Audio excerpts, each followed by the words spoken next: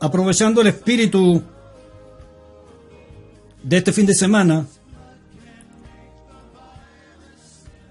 quiero que vayamos al Calvario. Por hoy vamos a hacer un paréntesis de los acontecimientos actuales y proféticos, y vamos a meditar tal vez este fin de semana, no lo sé, lo que Dios ponga en mi corazón. Nos vamos a ir un momento a la cruz.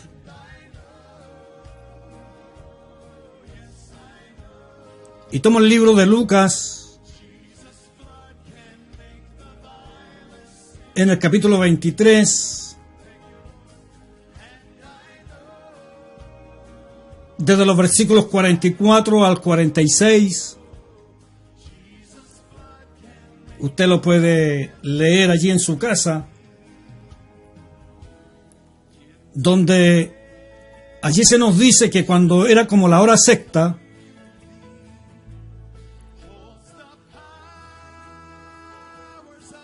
hubo tinieblas sobre la tierra. Lucas nos informa que el sol se oscureció,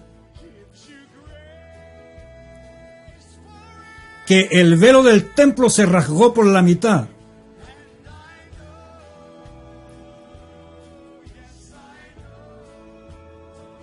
Y también nos dice que Jesús exclamó a gran voz. O sea, no fueron palabras suaves, sino que a gran voz. De otra manera dicha, Jesús gritó,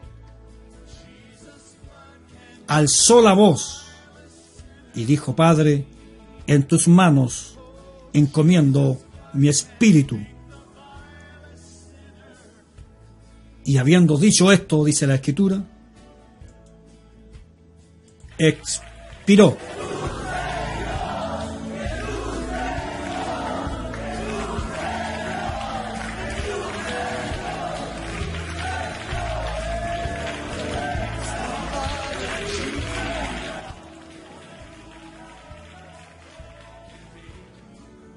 En el Calvario, el día cuando Cristo fue crucificado,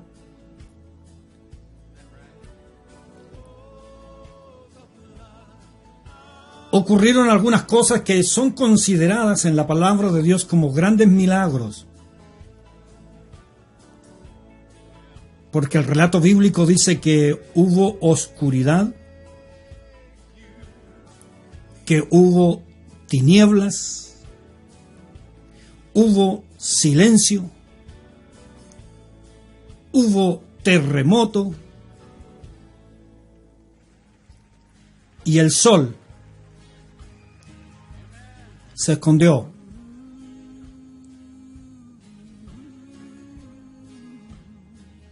Ese día,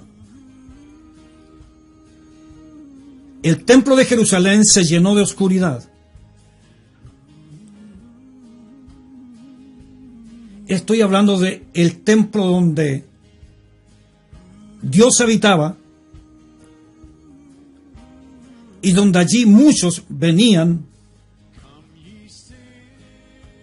en busca de perdón. Pero la Biblia nos dice que ese templo se llenó de oscuridad. Ese había sido el lugar santísimo donde Dios siempre estuvo.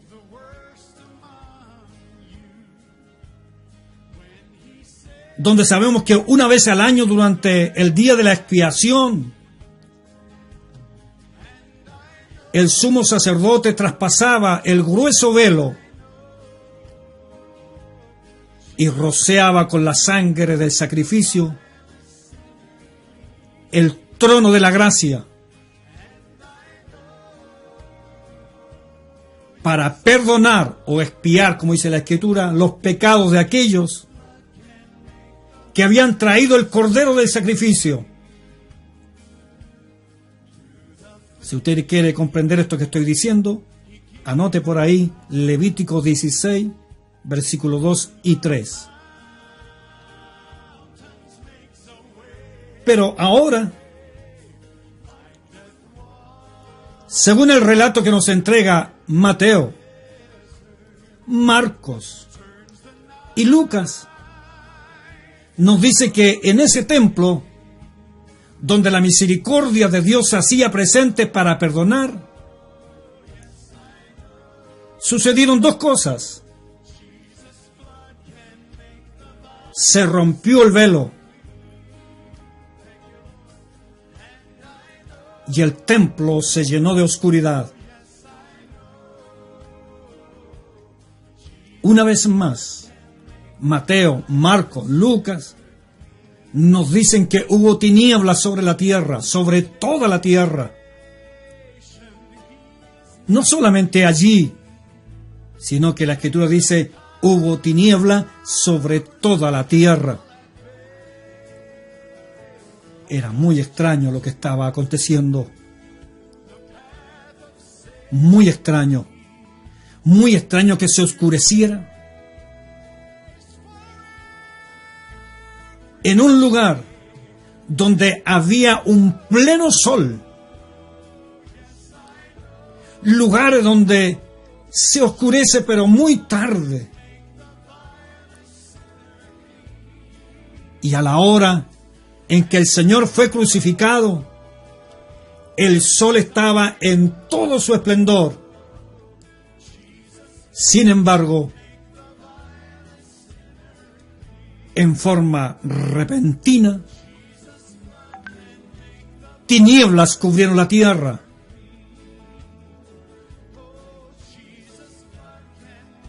Es decir, todo se oscureció. Y lo digo de esta manera, el sol fue incapaz de vencer las tinieblas. Extraño, porque siempre una luz se impone. Pero sin embargo, el sol aquí no pudo. Porque no solo en el Calvario hubo tiniebla y oscuridad, sino que dice la Escritura que en toda la tierra se llenó o hubo tinieblas. Es que cuando Dios se retira de algún lugar, cuando Dios ya no está presente en un lugar, no puede haber otra cosa que no sea abundancia de oscuridad.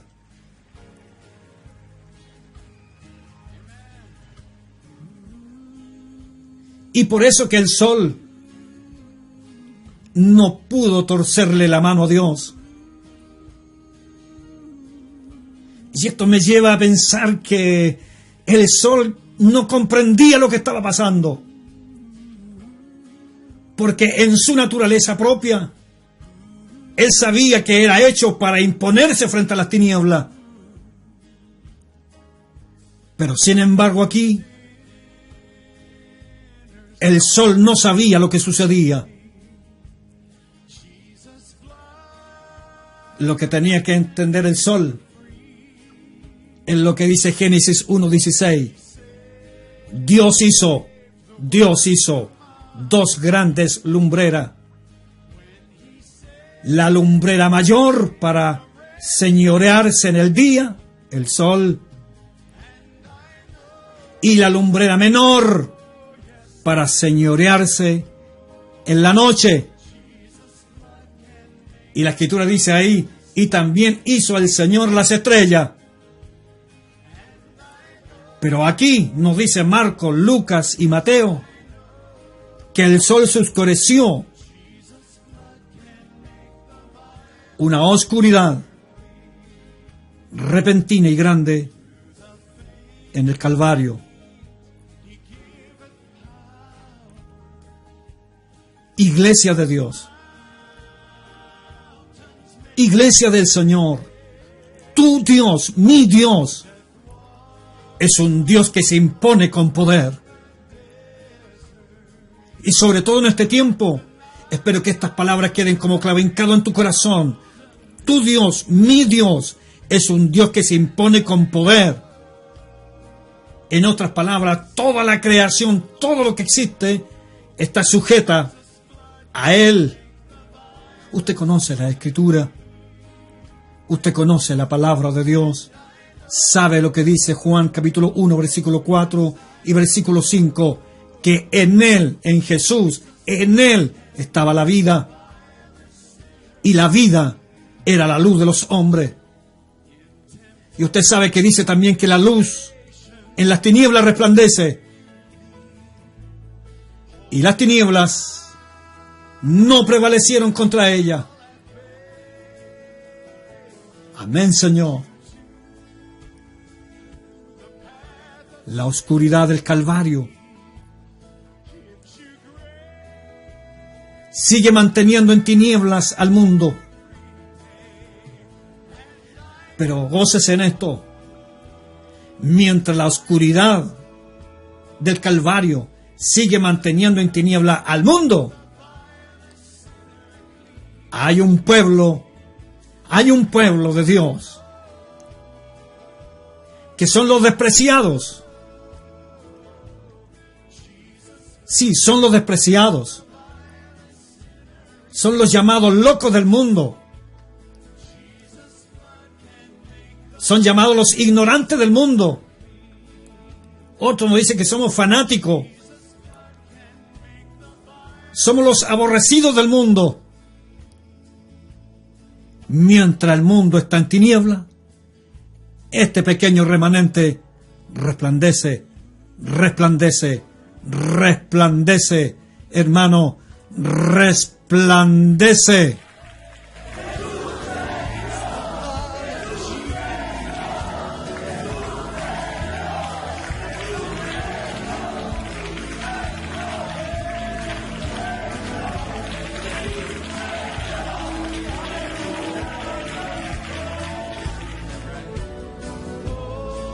Siervos de Dios, siervos de Dios, siervas de Dios.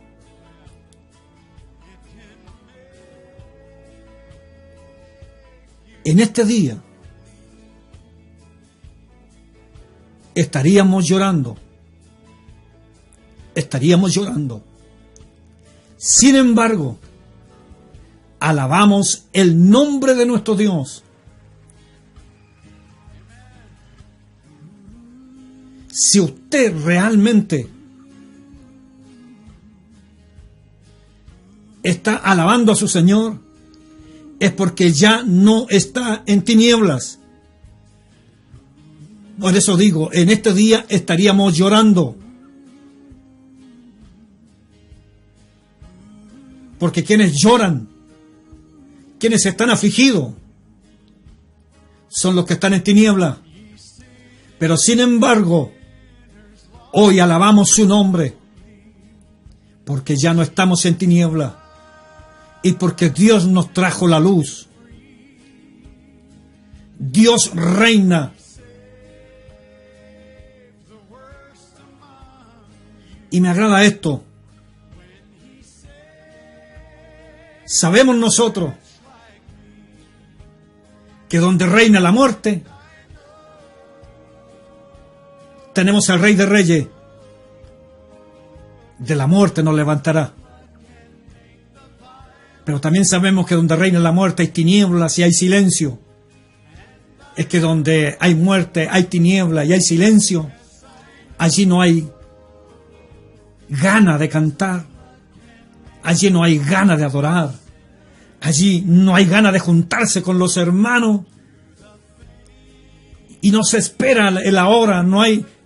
El cristiano no espera la hora para decir, oh, esta tarde va a estar el obispo ahí reunido, yo tengo que estar ahí. Ese no va a tener gana porque está en tinieblas. Pero aquel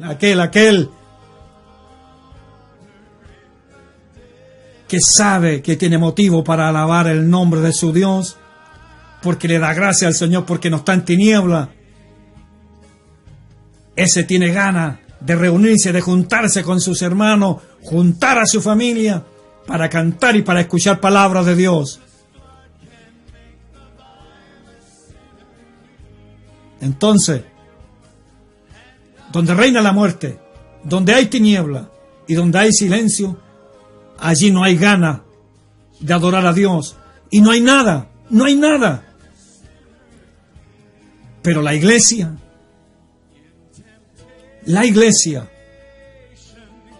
desde que el Señor la fundó, el Señor puso su luz en ella.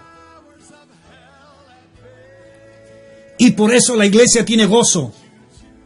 Usted jamás verá a una mujer de Dios que salió de las tinieblas y que esté en la luz, que viva angustiada. Va a pasar por momentos de pena, pero sabe que tiene en su corazón a alguien que le ilumina y que le trae luz, que le trae esperanza, que le da seguridad, y eso le proporciona gozo al corazón, porque Dios está en medio de ella. Lo que ocurrió allá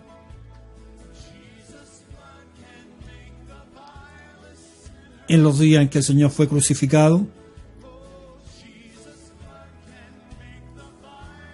era con lo que el soberano había puesto en las palabras de Amós, en profecía, cuando dijo, escribe a Amós en el capítulo 8, versículo 9, y dice, la hora viene en que yo haré que el sol se ponga al mediodía.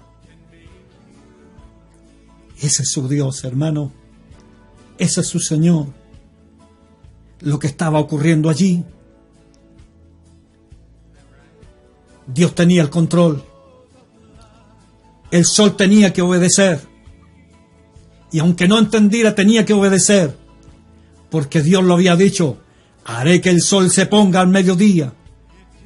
Y que en la tierra, en pleno día, se oscurezca. Por eso que en esta hora le digo, usted no tenga miedo, porque lo que Dios ha prometido, Él lo cumplirá.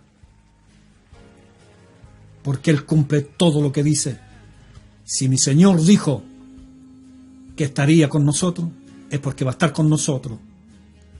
Si el Señor dijo que Él enviaría a sus ángeles para que nos protegieran, es porque Él nos va a proteger. Créale a Dios, Él cumple lo que dice.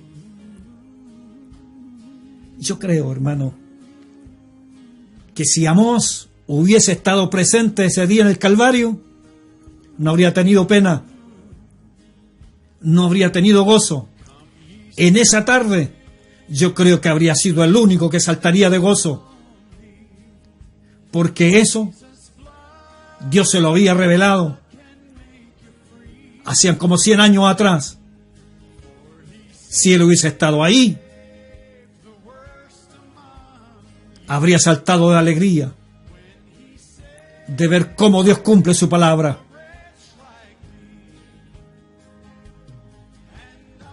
Y Dios también en este tiempo, mi Dios, su Dios, cumplirá su palabra también con todos nosotros. Sí, Señor.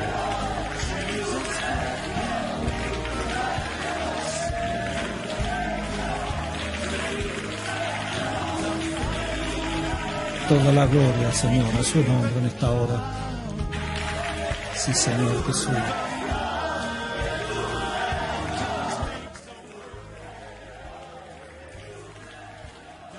Ahora bien, una reflexión. La oscuridad siempre ha producido silencio. Cuando un hombre no conoce a Dios, y llega a la iglesia. Este está en silencio. Pero cuando sale de la oscuridad, comienza a levantar sus manos y a adorar a Dios sin que nadie se lo ordene, porque su silencio se acabó. En el Calvario, todo quedó en silencio, producto que las tinieblas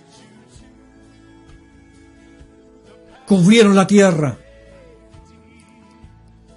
La Biblia dice que un sentimiento de temor y horror se apoderó de la gente en ese día, porque el silencio penetraba en sus propios cuerpos.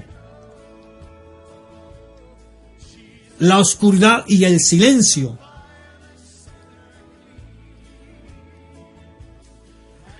cubrían la tierra, mientras Cristo en ese silencio, sufriendo la angustia por usted y por mí, su agonía se hacía cada vez más profunda. Escúcheme, su agonía se hacía profunda. Sin embargo, le pregunto, ¿se quejó en algún momento él? ¿Tuvo alguna queja al soportar su pecado y mi pecado y el pecado del mundo entero? La Biblia dice que no abrió su boca.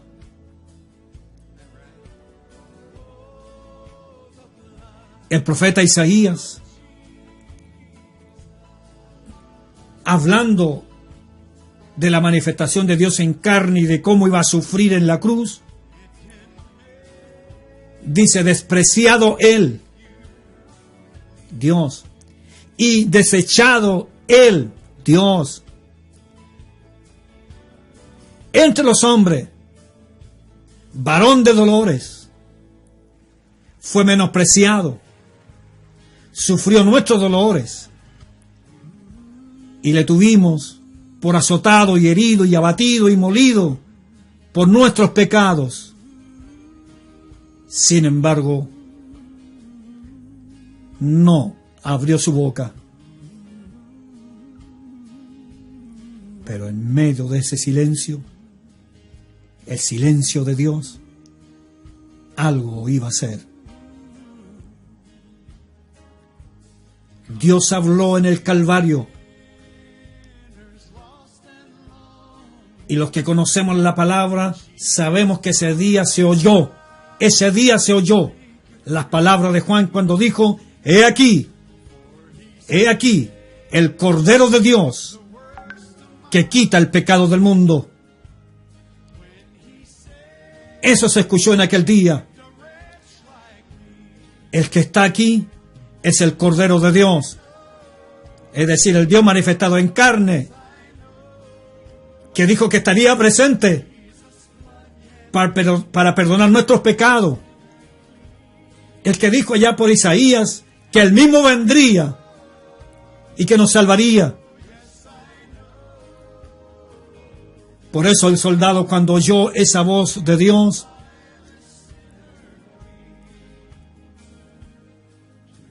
el texto dice que se dio vuelta y lo mira a Jesús. Y no tuvo otra expresión más que decir: verdaderamente tú eres el Hijo de Dios.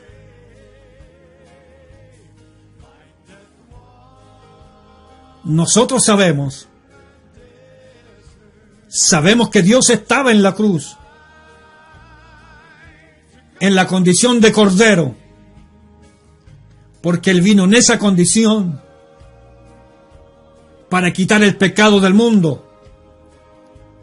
Hablando de esa condición de Dios, el libro de los Hebreos, en el capítulo 5, versículo 7, dice: en los días de su carne. Filipenses 2:8 dice: y estando en la condición de hombre. ¿cómo no nos vamos a gozar?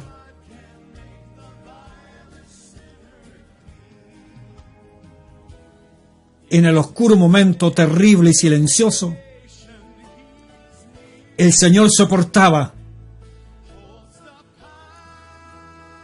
mi pecado y su pecado. Y es entonces cuando Dios rompe el grueso velo del lugar santísimo, para que se dieran cuenta allá que Él ya no estaba ahí, y que ese lugar quedaba vacío, y quedaba oscuro, y que lo que habría allí solamente sería una tradición, una costumbre, para luego decir que Él nunca más habitaría en un templo hecho de mano de hombre. Cuando Él revela y rasga el velo y deja al descubierto que allí ahora no había nada, porque ahora Él habitaría en el corazón del hombre, cumpliéndose lo que dijo el profeta Joel en el capítulo 2, versículo 28, cuando Dios dijo: derramaré de mi espíritu sobre toda carne. Esta promesa de habitar ya no más en templo hecho de mano de hombre, sino en el corazón del hombre, tiene que ver con Joel 2:28, que se comienza a cumplir en el libro de los Hechos, en el capítulo 2, del 1 al 4. ¡Qué precioso! De tal manera que aquel que recibe el Espíritu Santo de Dios recibe la vida y recibe la sangre, una sangre que perdona. Usted ya no necesita andar diciendo: cúbreme con tu sangre, no, porque ya tiene el Espíritu de Dios en su vida, lo tiene allí dentro, porque el Espíritu de Dios, que es la vida y que es la sangre, ya está en su corazón. Cuando digo esto, acuérdese que la palabra del Señor dice que la vida de toda carne está en su sangre. La sangre de Jesús es única. La sangre de Jesús es única. No es igual a la sangre de cualquier otro ser humano. Por eso que el salmista escribe y dice que ningún hombre puede redimir a otro. Ningún hombre puede redimir a otro hombre. Solo Dios lo puede hacer. La ciencia médica nos enseña que la sangre que corre por nuestras venas no solo nos da vida, sino que también combate contra las impurezas, es decir, contra los males, las enfermedades. Ese mismo proceso hace la sangre de Cristo, que es el Espíritu Santo en nuestro corazón. No solamente nos da vida, sino que también nos limpia de todo pecado, porque la sangre de Cristo, dice 1 Juan 1:7, nos limpia de todo pecado. Antes de concluir, cuando Génesis 2:7 dice que Dios formó al hombre del polvo de la tierra y sopló en su nariz aliento de vida, y luego dice: el hombre vino a ser un alma viviente, es decir, que el viento de Dios echó a correr la sangre, la vida de Adán. Por eso que Hechos capítulo 17, versículo 26 dice: y de una sangre ha hecho todo el linaje de los hombres. Pero recuerde esto, que el Señor dio un mandamiento a Adán: de todo árbol de la ciencia del bien y del mal, mas de todo árbol de la ciencia del bien y del mal no comeréis, porque del día que de él comieres, ciertamente morirás. Adán desobedeció y contaminó la sangre de vida de toda la humanidad. Y de esa manera, ningún hombre pudo ni puede pagar el precio de redención eterna. Estábamos todos destinados a morir. Sí, todos, judíos, gentiles, libres, esclavos. y todos quedamos contaminados por la sangre de Adán. Pero el libro de Romanos, acuérdese que dice, por cuanto todos pecaron y todos estábamos destituidos de la gloria de Dios, todos. Pero ahora podemos decir, menos uno, la manifestación de Dios en carne, Jesús. Y el apóstol dice, ahora siendo justificado gratuitamente por su gracia, mediante la redención que es en Cristo Jesús. Jesús es la única excepción a la contaminación de Adán, porque Él no tiene la sangre de Adán fluyendo en sus venas. Él tiene la sangre pura de Dios, sangre que redime, sangre que perdona. Y a esto la Biblia llama, a esta sangre la Biblia lo llama indiscutiblemente grande es el misterio de la piedad. Dios fue manifestado en carne, 1 Timoteo 3:16, a lo que el apóstol Pablo dice en 1 Corintios 15:45, así también está escrito, y fue hecho el primer hombre Adán un alma viviente, pero el postrer Adán, es decir, Cristo, un espíritu vivificante. El postrer Adán, Jesucristo, en él fluye la sangre pura de Dios y sin contaminación, una sangre sin pecado y que tiene el poder para redimirle a usted y a mí. Tenemos motivo para alabar a Dios en esta hora y darle gracias al Señor.